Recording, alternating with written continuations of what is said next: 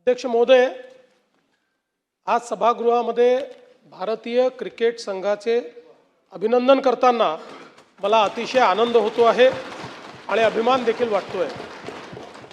भारतीय क्रिकेट संघाने 2026च्या T20 विश्वचषक स्पर्धेत शानदार कामगिरी करत अंतिम सामन्यामध्ये न्यूझीलंड संघाचा पराभव केला आणि 96 धावांनी विजय मिळवला। या विजयासह भारताने तिसऱ्यांदा T20 विश्वचषक जिंकला। 3 वेळा T20 विश्वचषक जिंकणारा पहिला देश हा आपला भारत झालेला आहे। तसंच सलग दुसऱ्यांदा T20 चषक जिंकणारा देखील पहिला देश आपला भारत झालेला आहे। जगातल्या सर्वात मोठ्या अशा अहमदाबाद येथील नरेंद्र मोदी स्टेडियमवर जो अंतिम सामना झाला त्यात भारताने 20 षटकांमध्ये 5 बाद 255 धावांचा विक्रमी डोंगर हा त्या ठिकाणी उभा केला। T20 विश्वचषकाच्या अंतिम सामन्यातला आजपर्यंतचा हा सर्वाधिक स्कोर आहे, हे देखील अत्यंत महत्त्वाचं आहे। आणि भारतीय गोलंदाजाने न्यूझीलंड संघाचा डाव मात्र 159 धावांमध्ये त्या ठिकाणी गुंडाळला। विशेषतः आमच्या फलंदाजांनी अतिशय उत्कृष्ट कामगिरी केली। संजू सॅमसन ज्यांनी गेले 3ही सामने भारताला विजयाकडे नेलं, त्यांनी 46 चेंडूत 89 धावा या ठिकाणी काढून संघाला भक्कम पाया दिला। अभिषेक शर्मा यांनी फास्टेस्ट 50 त्या ठिकाणी करत 21 चेंडूत 52 धावा त्या ठिकाणी काढल्या। ईशान किशन यांनी 25 चेंडूत 54 धावा या ठिकाणी काढल्या आणि एक अतिशय जलद अशा प्रकारचं अर्धशतक केलं। आणि थोडं माझ्याकरता शिल्लक ठेवा, सगळ्या याच्यात मध्ये बोललंच पाहिजे असं नाही। हां, तिलक वर्मा यांनी देखील, शिवम दुबे यांनी देखील आपल्या संघाच्या धावसंख्येत महत्त्वाची भर पाडली। गोलंदाजांनीही अतिशय उत्तम योगदान दिलं। जसप्रीत बुमराह यांनी 4 बळी घेत निर्णायक अशा पद्धतीनं या ठिकाणी बॉलिंग केली आणि विशेषतः या संपूर्ण टुर्नामेंटमध्ये सर्वाधिक इकॉनॉमिक बॉलर म्हणून त्यांनी कमीत कमी धावा देत भारतीय संघाला त्या ठिकाणी जिंकवलं।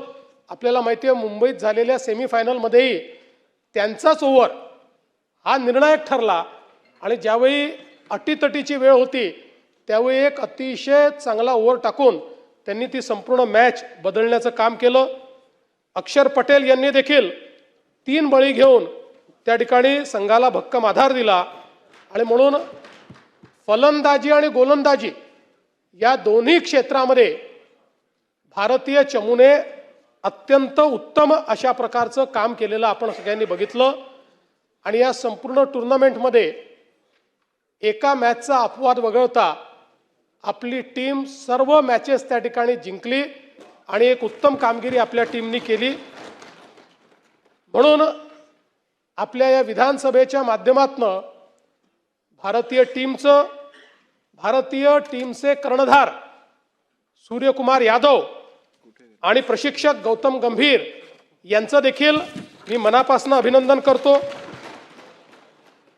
संघ भावना, शिस्त आणि आत्मविश्वास या तिन्ही गोष्टी या संघामध्ये आपल्याला पाहायला मिळाल्या। आणि विशेषतः ज्याचा मी उल्लेख केला की संजू सॅमसन यांचा ऐनवेळी संघामध्ये प्रवेश झाला, पण मला असं वाटतं की ही संपूर्ण टुर्नामेंट एक प्रकारे त्यांनीच गाजवली असं जर आपण म्हटलं तर ते चुकीचं होणार नाही। आणि विशेषतः वेस्ट इंडिज आणि इंग्लंड विरुद्ध त्यांची जी काही त्या ठिकाणी बॅटिंग होती ती निर्णायक ठरली आणि काल तर ठरलीच। जसप्रीत बुमराह यांनी तर T20च नाही तर आता तिन्ही फॉर्मॅटमध्ये एक प्रकारे भारताचे एस बॉलर म्हणून त्या ठिकाणी नाव कमावलेलं आहे. एक भारतीय क्रिकेटला मिळालेला अनमोल खेळाडू म्हणून त्यांच्याकडे पाहिलं जातं. विशेषतः ईशान किशन यांचं देखील आपण विशेष अभिनंदन करूया, कारण अंतिम सामन्यापूर्वी एक दिवस आधी त्यांच्या घरी जवळचा अपघाती मृत्यू झाला. अशाही परिस्थितीमध्ये वैयक्तिक दुःख बाजूला ठेवून अत्यंत ताकदीनं ते मैदानात उतरले आणि आपल्या विजयाकडे त्यांनी आपल्याला नेलं.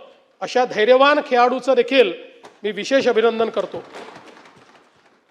आपल्याला कल्पना आहे की भारतीय क्रिकेटचा जो गौरवशाली इतिहास आहे त्याची सुरुवात 1983 साली कपिल देव यांच्या नेतृत्वाखालील आपल्या टीमने ज्यावेळी वेस्ट इंडिजला हरवून पहिल्यांदा आपण विश्व चॅम्पियन झालो लॉर्ड्सवर, तिथनं सुरुवात झाली. 2007 मध्ये महेंद्रसिंग धोनी यांच्या नेतृत्वात पहिल्यांदा T20चे विश्वचषक आपण जिंकलं.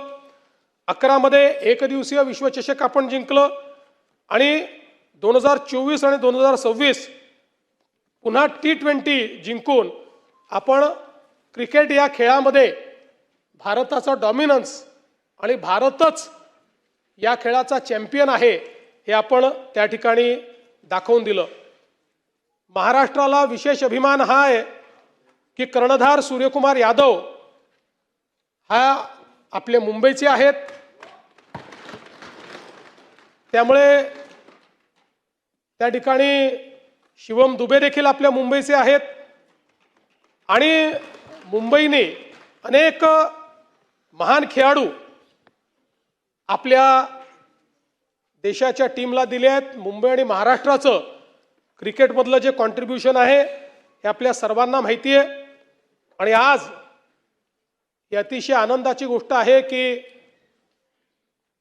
आपल्या देशातले गावातले सामान्य खेळाडू देखील आज आंतरराष्ट्रीय स्तरावर खेळतायत आणि त्या ठिकाणी चॅम्पियनशिप जिंकतायत. आणि हे सगळ्या खेळाडूंचा जर आपण बॅकग्राऊंड बघितलं तर यातले अनेक लोक अतिशय गरीब अशा अवस्थेतनं आलेले, ज्यांचे आई वडील कुठेही मोठे नाहीत किंवा ज्यांच्याकडे पैसा नाही, असे सगळे खेळाडू आज खेळाचं नाव मोठं करतायत, आपल्या देशाचं नाव मोठं करतायत आणि एक प्रकारे करिअर ऑपॉर्च्युनिटी देखील त्या माध्यमातून मिळते आहे. आणि म्हणून ICC असेल, BCCI असेल, या सगळ्यांचं मी अतिशय मनापासून अभिनंदन करतो आणि या सभागृहाच्या वतीने हा अभिनंदनाचा प्रस्ताव पास करून त्याची एक प्रत ही आपल्या भारतीय टीमला पाठवावी अशी विनंती माननीय अध्यक्ष महोदय मी आपल्याला करतो. अभिनंदन पर प्रस्ताव सभागृहाने सर्वानुमतीने संमत केला आहे.